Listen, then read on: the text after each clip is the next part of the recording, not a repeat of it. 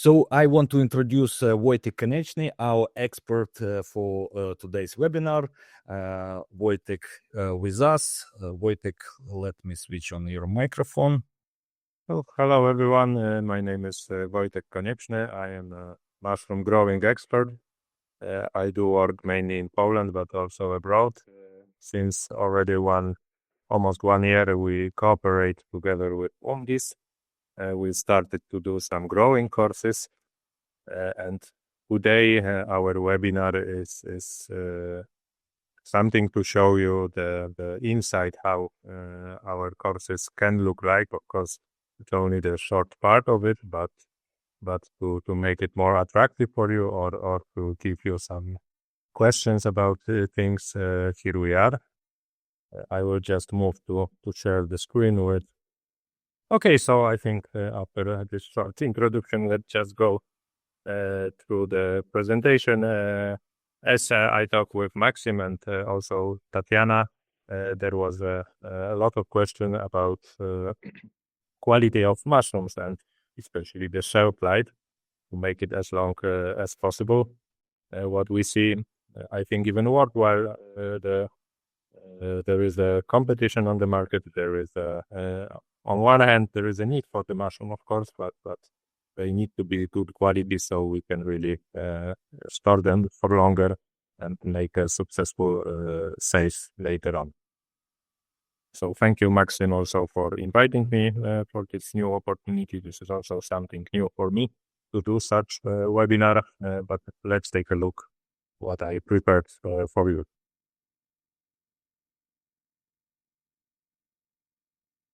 Some short plan for today. We have the mushroom properties and conditions influencing how do they store, how long is their shelf life. So it's dry matter content, firmness of the fruit body, color, but also mechanical, how they react for mechanical damage. Of course, temperature and RH. But in the second part, we will focus more on growing factors. As I said, I am growing specialist, so we will see what is influencing the most the mushroom quality. So, Mycelium, then the stagger, climate control, and of course, picking. Just after it, some basic points about handling of mushroom after picking. And at the end, I will try to make a summary for you.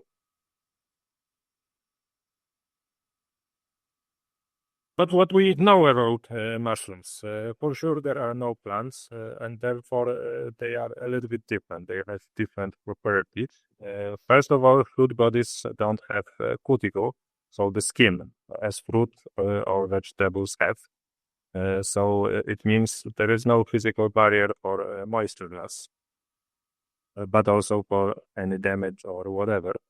And at the same time, mushrooms have very high moisture content, and due to that, also higher respiratory rate. The moisture content of fruit body can vary from 86, 87% to even 94%. So it's easy for them to use those firmness that we try to produce inside our growing rooms. Due to the water loss, they easily lose color due to bacterial or enzymatic activity, mainly because of activity of phenol oxidase. But also, it's very easy to do mechanical damage to our mushrooms. So already our starting point is quite not so easy because we are very sensitive, but at the same time, very unique product. First of all, the shelf life depends on storage temperature, but of course it can vary, depends how do we store it. In room temperature, our mushrooms will stay only for a few days, up to 3 days, because in such higher temperature, they lose quality very fast. Later on, of course, we want to cool them down. As soon as we do this, we store them in 4 degrees. It can be from 7 to even up to 22 days. Depends on the sources, what I found. But what is also very important is to make pre-cooling, so intensive cooling to 2 degrees of fresh picked mushrooms. Usually we use for it short air cooler or vacuum cooler, which is the most efficient one. According to time, within 15, 20 minutes, it can cool down very effectively everything. But what I found also quite important information, if we put our mushroom inside the package and we kept it in 96 RH, then it's the best RH for shelf life. That's why usually the plastic on our package should be a little bit perforated to achieve such number. What we see also on all those pictures, it's packed mushrooms, but this picture is taken last week. Those mushrooms were in the market, but they were standing outside. They were not in the fridge. So whatever we do at the end, at some stage, we don't have an influence what will happen with our mushrooms. But still, those mushrooms look quite nice. It was early in the morning, so hopefully they will salt enough fast, so they will not lose that much quality to be not so easy later on for sale. So as we already saw and discussed, handling and storage are very important factors. But what about growing? What can we do to deliver as strong as possible mushrooms before we will store them in cooling store and then send them further for the trade? So what we see, what you probably also know from your experience, and I also see it, good quality mushrooms have much longer shelf life because usually they are firm, closed, good evaporated. So it means that all this free water doesn't stand inside the mushroom. Probably they grew in optimal conditions. Such mushrooms are also much more durable in terms of color. Because, as I said, there is no water inside. It's not so the internal cells are not damaged. So all these negative enzymatic processes and all these things, what I mentioned before, doesn't happen that fast. Usually they start to emerge later, and it gives us extra few days of good storing quality. And of course, it creates better properties to sell it later. The better the quality, the better the sales is. Because we need to remember that as a consumers, usually we don't go to the market for mushrooms. We very often buy them when we see them. So if we see good, nice quality, it's easier for us to decide to buy mushrooms as a consumers. But what happened when we start poor? Yeah, you can see on those pictures, whatever it's a small punnet or in a bag. It's an example of poor quality mushrooms already done on the mushroom farm. On these mushrooms in the punnet, you can see one mushroom is on the side with really visible stripes, water stripes on the stem. They are very pinky in color, very, very soft, not firm. So we can already see the scaling. Because of this softness and this moisture on top of the mushrooms, they are also sticky. So there is much more casing soil. You can also see the spots of the fingers of the picker, and already in those spots there is some discoloration starting. So if we deliver poor, we cannot expect very long shelf life. The same those mushrooms in bigger box. Already we can see quite a lot of water inside the stems. They are from second flush, so of course they're looking a little bit better. Yes. Yeah, all fine, Wojtek. Continue, please. Okay. I thought that somebody is asking. So we have this second flush mushroom, but still they are already a little bit pinky in the color, and I expect that they will also not give us a good shelf life. The same, another pictures, another examples for you. If we start with dirty mushrooms like this one on top, or mechanical damage already on the bed, like this mushrooms on the right, or what sometimes also happens, but we do everything to avoid this, is even some diseases already on the mushrooms. On the left, we can see some spots from dry bubble. Bottom, there are spots from the Dactylium cutworm spores. So such mushrooms for sure cannot be sold, especially in the package, because there will be big disease later on in the market. What of course sometimes happens. So it's important for us to start strong, so to deliver as good mushrooms as possible, like on those pictures, whatever is like on the right, picking mushrooms from the first flash, big 5.5 centimeters wide, strong mushrooms, or this picture in the middle with a second or third flash, very nice, wide, strong mushrooms. So what can we do about it, and how to achieve repeatable and good quality to deliver later on to create good shelf life of our mushrooms? Well, first, I believe that it's a whole process. So it's not that we just start picking our flash and we give whatever great climate treatment or special addings to the water, and immediately our mushroom will become stronger. No, it's not possible.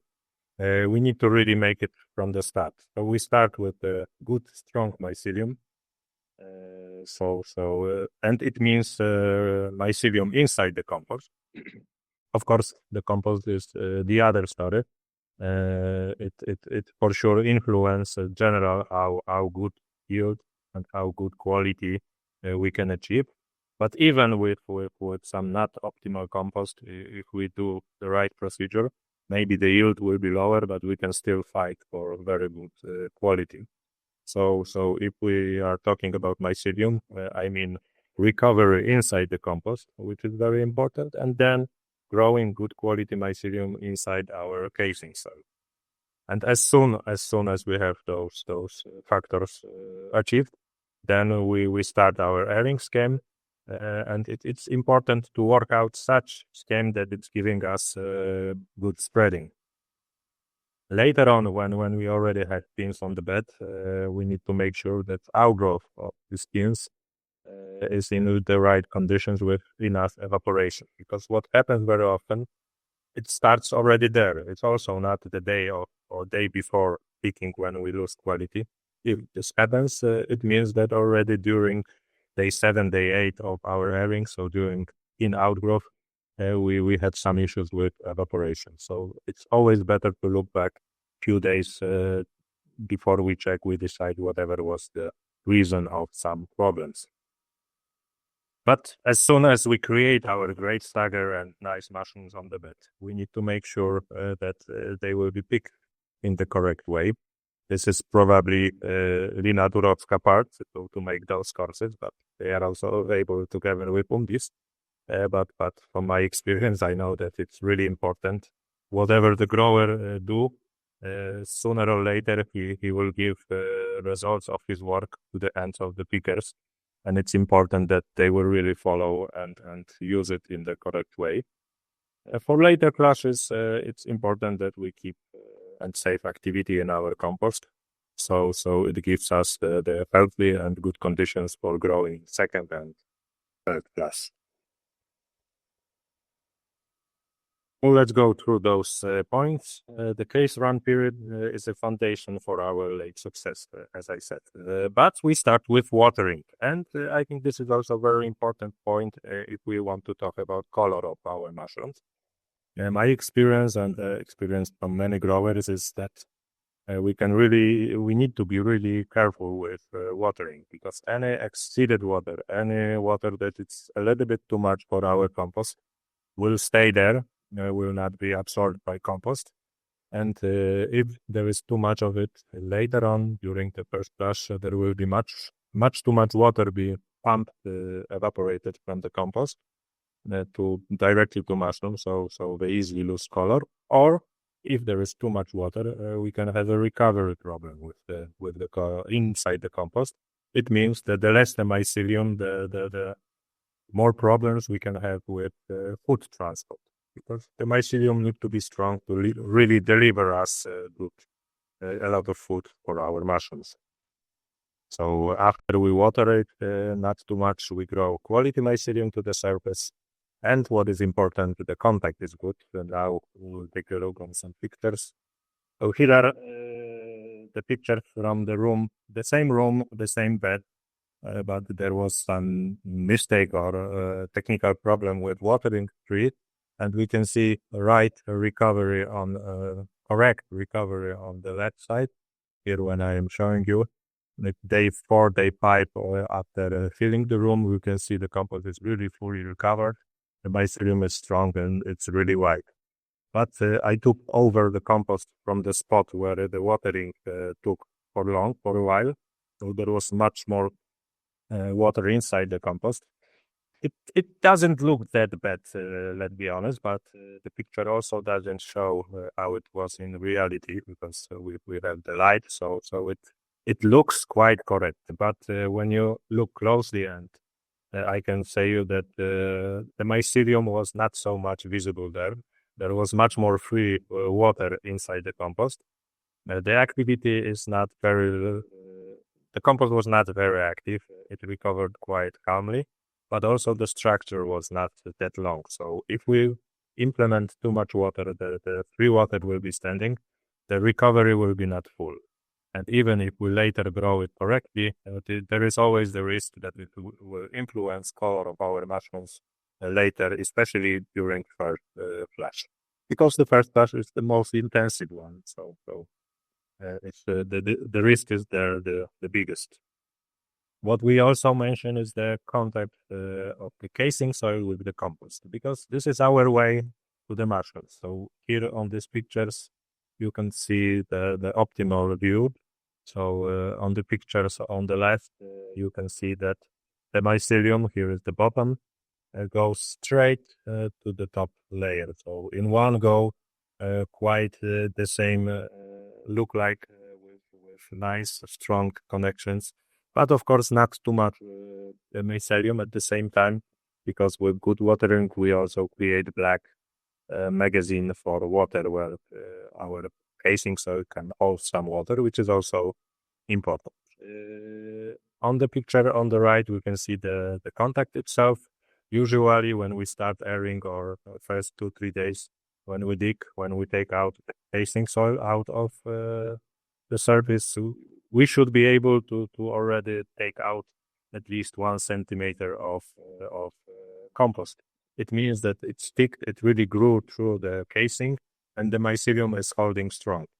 So with such connection, we also make sure that our food, which is inside the compost, will be really good transported into our mushrooms. So these are important factors. What is also important, I found it also in some articles, it is better for quality of the mushrooms if the casing soil layer is not too big.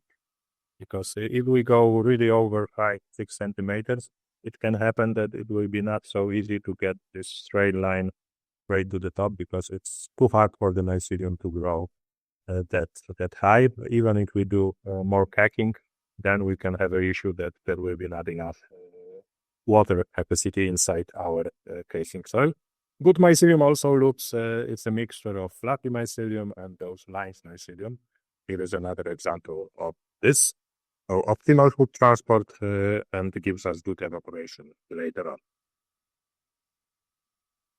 Okay, as we went through the grow through the casing, now I prepared for you some scheme of airing. Of course, it's a proposition. It's just the starting point, maybe for a discussion within the compost temperature, which in this scheme is not that very active, especially at the beginning, but it keeps quite well the activity. We have 2 lines of air temperature, because of course our procedures can vary. First of all of you produce different mushrooms. Yeah, some can grow more bigger mushrooms, the other need special smaller mushrooms. So of course those lines can vary. But what is important, day by day we slowly go down.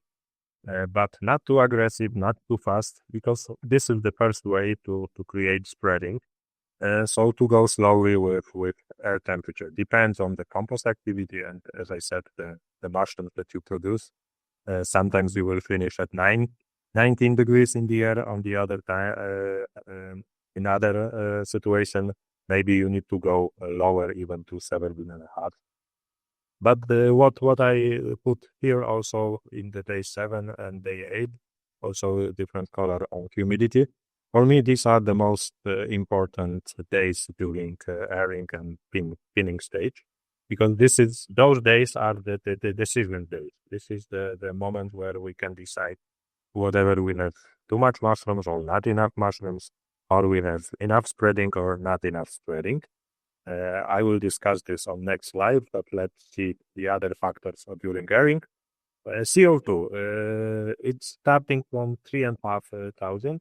It's also done by purpose, because what I very often see, if we start much higher with CO2 from 5, 6, 4,500, it happens sometimes that within the first 2 days, there is not enough happening. So later on such rooms, usually I miss those first generation mushrooms. So my experience is that if you start with lower CO2, you can really create those first generations. And I think those first generations also gives us the best spreading later on. And to maintain this spreading, also the RH is important, that since we start day 3, day 4, we constantly going down with this number. In fact, in practice, it looks like that on day 9, usually we should be on the level of our first flush RH, usually that's what we are using. And this is what I also said at the beginning. This stage, evaporation at this stage, is critical that we have our mushrooms later on during the flush in good quality. If you know this black stem disease caused by bacteria, Erdinella americana, it always starts here. If here we stay too long with too high moisture or other high parameters that will limit our evaporation, we can create the circumstances for the bacteria to develop. It will not show up immediately there, but during picking, we can observe a lot of mushrooms with black stem. And that's it. Wojtek, sorry, I will interrupt you for a second. Just want to tell you that please be closer to finish. We have 7 minutes, and then we will. Okay, but these are the crucial part. But okay, thank you for reminding me. This is how it looks on our courses. We really have time for it. So let's go forward. And we have this day 7, day 8, creating the spreading. So this is the picture taken day by day. On the picture on the left, we can see that the spreading was there, but the grower wanted to improve the spreading. So the temperature went up to 20 degrees, the RH went down to 88. We stimulate those bigger one mushrooms, we speed them up and create better spreading. And this is the picture from the same farm during picking. And this is day 5 of picking of the first flush. So you can see that with really good spreading, we can create also strong mushrooms at the end of the flush. And I think this is also very critical. The spreading will give us the possibility to really grow mushrooms through the whole first flush. So, of course, there are many ways of creating spreading. It's good gentle airing, but we later on can stimulate the first generation, like I show you on the picture. They grow faster, the smaller ones stay behind. If we had too much, we can create also drying out of those small ones. So this is also the way how to make less mushrooms. And the same important factor, keep mycelium on top. Here are also pictures from another farm, day by day, how they are developing. We can see the mushrooms are on top. Why it's so important? Because mushrooms who are staying on top are usually or always much better quality. It's about the microclimate, around them. I believe that if you have too much black spots, there is too much water, too much moisture coming around the mushrooms from the casing soil. We also avoid dirty mushrooms doing white. And here are the also example of the same room, different trays. if we keep top, we really see what is happening. The mushrooms can be stronger later on. And of course, there is less mushrooms. It's easier to pick place like this. On the right side, you can see a little bit deeper, much more black spots, but immediately this spot is way too heavy. Not easy to pick with dirty mushrooms, with later on losing quality, what you can see on these pictures. Here on the left, where you see mushrooms on top of facing, this is, I don't know, 30 centimeters from each other, those spots are placed. So the climate was there the same. Of course, the picking could be different, but first of all, in that spot, the picking for sure was much more easier as in this spot. Here with this, a lot of black casing, so the microclimate creates that the quality lose much faster. So we will stay on top. But of course, picking itself influence the quality. Here on the left, it looked still quite well on day 4 of picking, but on the other side, on the right, and this was also another side of the same room, the picker didn't make the right thinning out, and later on we have mushrooms no longer like with worse quality. So picking also makes the difference. What we do later on after the first class? We want to keep the activity inside the compost and to maintain the evaporation during picking. We try to maybe not follow the compost, but at least making warmer day by day.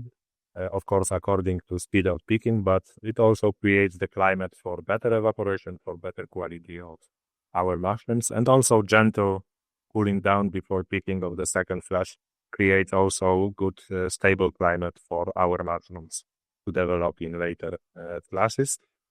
What is important is that the activity is lower later on in second and third flush.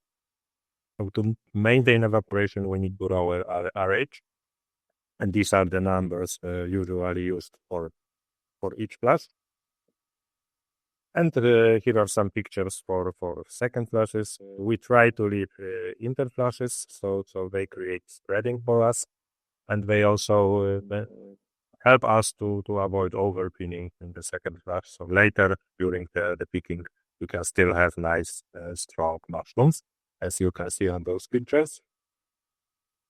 But sooner or later, our mushrooms are picked. And it's really important to make sure that we store them as soon as possible in cooling store. Very often happens that some single boxes are left behind somewhere in the room, or the pallet is collected too long, so it stays way too long inside the room or in the corridor, like here on these pictures. Because what also some research showed in Netherlands, every half an hour standing outside cost us 4 hours of shelf life. So the longer we put mushrooms outside, not in good conditions, the later we put them in the cooling store, every time we lose part of our shelf life. So this is an important point. To make it happen, of course, we need enough workforce to take out mushrooms from the pickers, to collect them. Maybe smaller trolleys, smaller parts of mushrooms should go immediately to cooling store, not wait for the full pallet to make, especially if it doesn't close very fast when you pick smaller mushrooms. And it also helps to our efficiency capacity in our cooling store. If we deliver constantly smaller amounts, it's easier to cool them down. So this is what helps us. Okay. What can we do more? There are also solutions that we add at the end something to our water. For the second flush, some of the farms are using calcium chloride. By rising salinity of the casing soil, we reduce the amount of the pins, but we also go up with the dry matter inside the fruit bodies. And this is for sure the parameter that helps maintain the shelf life. The dosage vary from 40 to even up to 18 grams per square meter. Usually we do this with the last water, as I said, to keep the salinity inside the casing soil and to go up with dry matter inside our mushroom. There are also oxidants used, like hydrogen dioxide or chlorine dioxide. They can also influence the color of the mushrooms, but first of all, they can be used to minimize bacterial diseases. The climate conditions that enhance our quality is what I found also in some articles. Low air movement over the beds. Let's say 0.1 meter per second. Inlet temperature, this is also a point that a lot of farms look like, is over 11.5 degrees. What happens when we go lower? The air is really very cold, and we have quite warm mushrooms over the beds because the compost also goes up with the temperature. Cold air can create condensation on our mushrooms, and by this we also can lose quality. And enough air capacity is needed, so we make sure that we exchange enough air inside our room. So we constantly taken out the byproducts of our production. So these are the numbers for each flash. So we jump to the summary. So let's see what we were discussing from the beginning. So first, we make sure that our recovery is best possible. Then we grow a quality mycelium in the casing soil. Then this mycelium we make on top of the casing because it gives us better quality. We work out a good repeatable airing procedure. We pick it right, and what is also important for quality and shelf life, we pick it on time. We store our great mushrooms as soon as possible.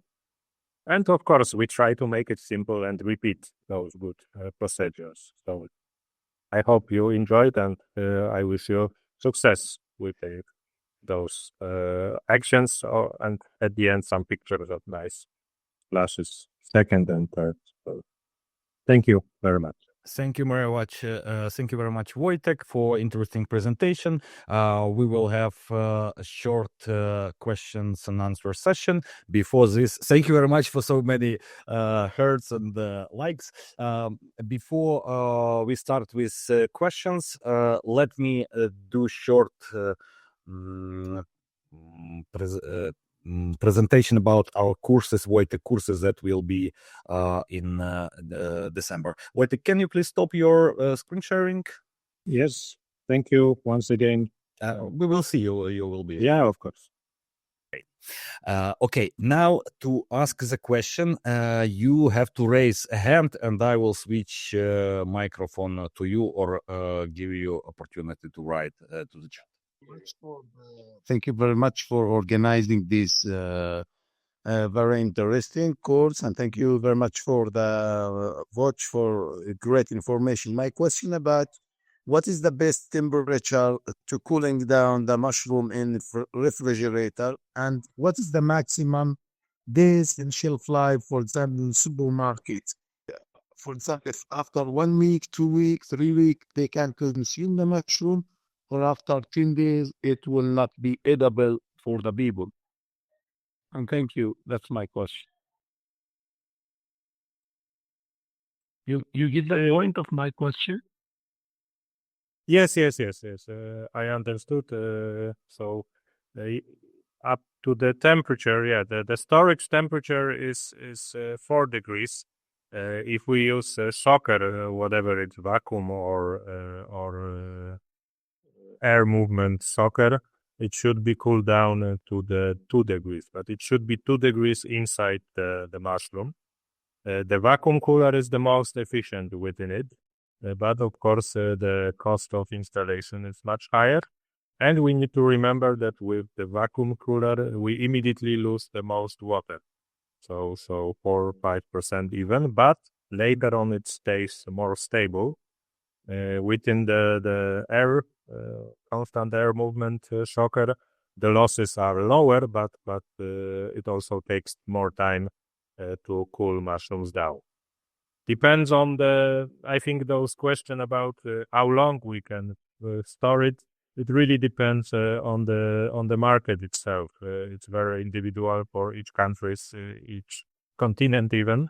But as I said, as soon as we deliver good quality to our cool store and store it, make sure that the mushroom inside have the right temperature as soon as possible, it can go really much longer. So for sure, 1 week at your place, another week at the supermarket. But of course, we don't cannot influence how the supermarket will store our mushrooms. Yeah, they transport it. Sometimes they leave it outside for some time before it will be moved to the cooling store. So this is much more complicated. Yeah, thank you. Okay for you? Or? Okay. Thank you. Yes. Thank you very much. Before, let me thank you for the pleased effort that you give us in this session. Actually, I have two questions. The first one, can I add amino acid MBK or seaweed extract after the first flush in the aeration of the second flush? Irrigation, sorry. And my Irrigation, yep. yeah, my second question is, what is the best percent for ClO2 or hydrogen peroxide that I can add it to minimize the bacterial activation? I didn't understood the first question. The first question, after I finish the first flush, I have to irrigate and to start the second one, okay? Yes. Can I add for the irrigation water some amino acid MBK or seaweed extract to increase my yield? I don't know this procedure, so I have no experience with such additives to the irrigation water. So I cannot answer this question. But going back to the oxidants, if we give nitrogen peroxide, usually it's about 2-3%. And if we are talking about ClO2, we are talking about 50 ppm solution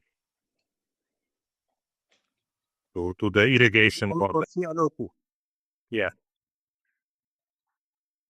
But then we can, this 50 ppm, we can give with any water. With this peroxide, it can be only once with the last water. But with ClO2, it's lower, it's 50 ppm, but then we can give with every water. Thank you. Okay. Yeah. Hello, Now- you get to me? Yes, now we can hear you. Okay, thank you for this presentation. I am from Cameroon. I want to know if we can grow this mushroom in tropical zone and which kind of diseases can affect the shelf life of these mushrooms. Thank you. Sorry, I have say sorry, I want to ask. I have to ask Wojtek not to answer the first question because it's not out of the topic. You can message me later, but about disease, of course. Okay, the diseases, as I said, they can be all of them, especially if we put infected mushrooms inside our package. So it can be dry bubble, verticillium, it can be cobweb disease, but the most common are bacterial diseases caused by Pseudomonas species. If with enough evaporation we create big populations of those bacteria on our beds, it can harm our mushrooms later on during storage. So it can be all diseases in the pack. Thank you, Wojtek. Nor, do you have another questions or?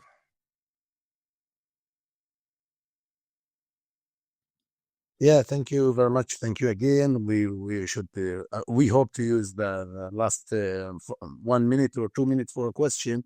My question for Mr. Wojtek to ask how many days I should or how many long time I should stop irrigated mushroom before I harvested mushroom. Should I stop before 1 days to harvest or 2 days to get more shelf life in supermarket? When should I stop irrigated mushroom before I harvest it? Okay. Yeah, it really depends how good you can evaporate this water. But the safe measure would be, for example, water on pins. So 2 days before picking to give the last water. So then we make sure that we have enough time to make good evaporated mushrooms. Of course, there are farms that give water daily, but it really depends on the market, on the way, of course, how they can dry it out. But the safe measure would be 2 days before picking. Okay, we don't hear that. Okay, thank you very much again, Wojtek, for this webinar, and Thank see you. Please join our courses. You are welcome, and it will be great time to see you in Poland. Super. Thank you. Goodbye. Thank you. Bye bye.